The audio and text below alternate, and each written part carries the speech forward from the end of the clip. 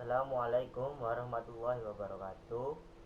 Saya Naruto Nakama Jiwa Kama Jaya Nugroho dari kelas 11 KBC absen 13 ingin melakukan presentasi PAI tentang pengurusan jenazah. Pengurusan jenazah dimulai dengan cara memandikan jenazah. Berikut adalah tata cara memandikan jenazah.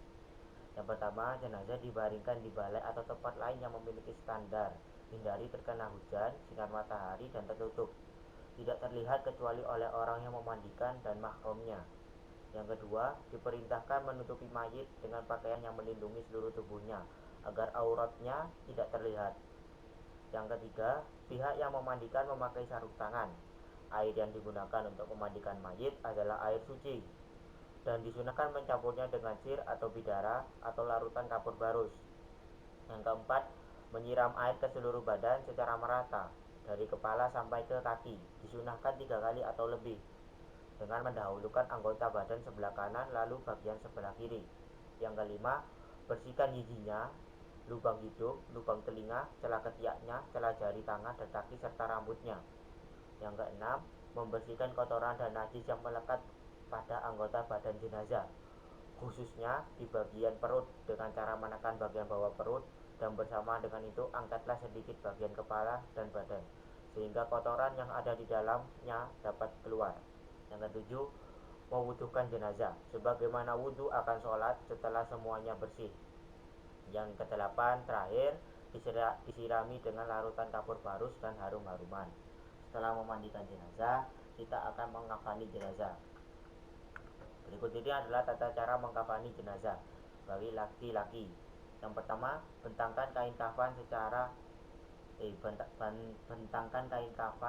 sehelai demi helai. Yang paling bawah lebih lebar dan luas serta setiap lapisan diberi kapur barus. Yang kedua, angkatlah jenazah dalam keadaan tertutup dengan kain dan letakkan di atas kain kafan memanjang, lalu ditaburi wangi-wangian. Yang ketiga, tutuplah lubang-lubang hidung, telinga, mulut, kubul, dan dubur yang mungkin masih mengeluarkan kotoran dengan kapas. Yang keempat, selimutkan kain kafan sebelah kanan yang paling atas, kemudian ujung lembar sebelah kiri. Selanjutnya lakukan seperti tersebut selembar demi lembar dengan cara yang lembut. Yang kelima, ikatlah dengan tali yang sudah disiapkan sebelumnya di bawah kain kafan 3 atau 5 ikatan. Yang keenam, jika kain kafan tidak cukup menutupi seluruh badan jenazah, tutuplah bagian kepalanya dan bagian kakinya.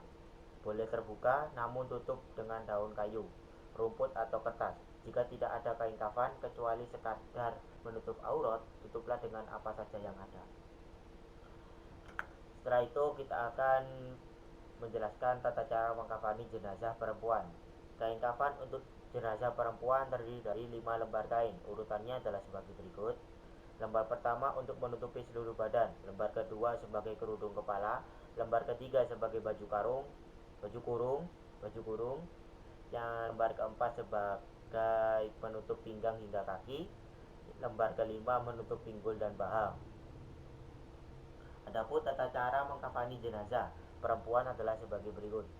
Yang pertama, susun kain kafan yang sudah dipotong-potong untuk masing-masing bagian dengan tertib. Lalu, angkatlah jenazah dalam keadaan tertutup dengan kain dan letakkan di atas kain kafan sejajar serta taburi dengan wangi-wangian atau dengan kapur barus. Yang kedua, tutuplah lubang yang mungkin masih mengeluarkan kotoran dengan kapas. Yang ketiga, tutupkan kain pembungkus pada kedua pahanya. Pakaikan sarung, juga baju kurungnya. Rapikan rambutnya, lalu julurkan ke belakang. Yang keenam, pakaikan kerudung. Yang ketujuh, membungkus dengan lembar kain terakhir dengan cara menabuhkan kedua ujung kain kiri dan kanan lalu digulung ke dalam.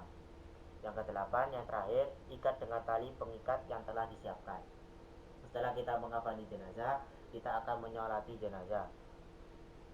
Berikut ini adalah tata cara menyolati jenazah.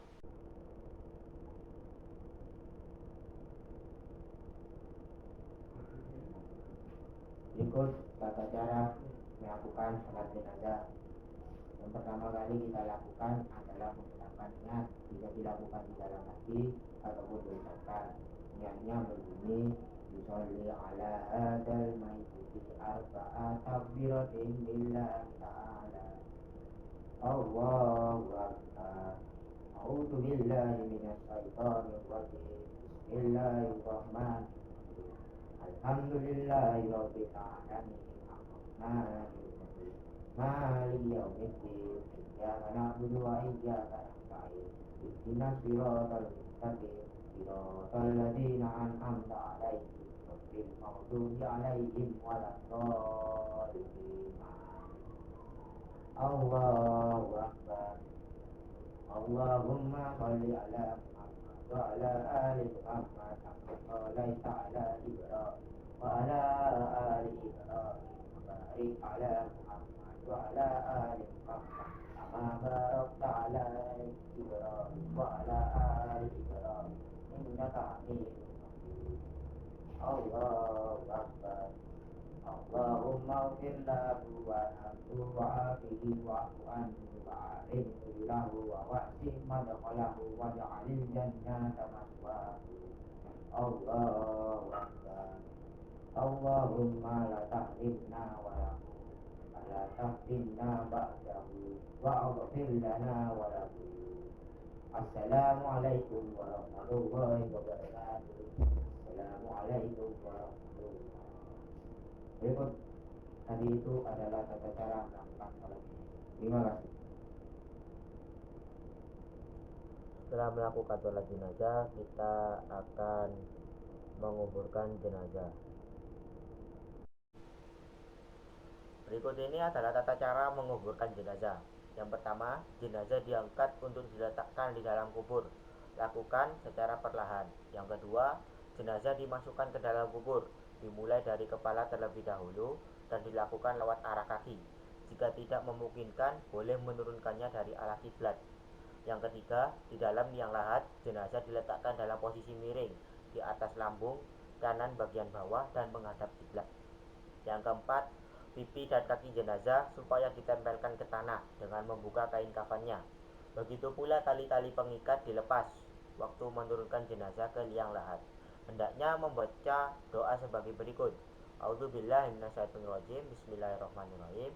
Bismillahi wa ala millati Rasulillah. Artinya dengan menyebut nama Allah dan berdasarkan milah ajaran tuntunan Rasulullah. Yang kelima, setelah jenazah diletakkan di dalam rongga liang lahat dan tali temali selain kepala dan kaki dilepas, maka rongga liang lahat tersebut ditutup dengan papan kayu atau bambu dari atasnya agak menyimpang. Setelah itu keluarga terdekat memulai menimbun kubur dengan memasukkan 3 genggaman tanah yang dilanjutkan penimbunan sampai selesai.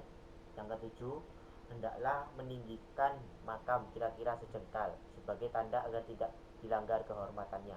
Yang kedelapan, kemudian ditaburi dengan bunga sebagai tanda sebuah makam dan diperciki air yang harum dan wangi. 9. Setelah selesai penguburan diakhiri dengan doa yang isinya antara lain memohon ampunan, rahmat, keselamatan, dan keteguhan dalam menjawab beberapa pertanyaan dari malaikat mungkar dan nakir. Yang ke-10 atau yang terakhir, Rasulullah SAW juga mengingatkan agar tidak membuat bangunan di atas kuburan tersebut seperti diberi semen, marmer, atau batu koalam yang harganya mahal. Sekian dari saya, kurang lebihnya saya mohon maaf. Wassalamualaikum warahmatullahi wabarakatuh. Terima kasih.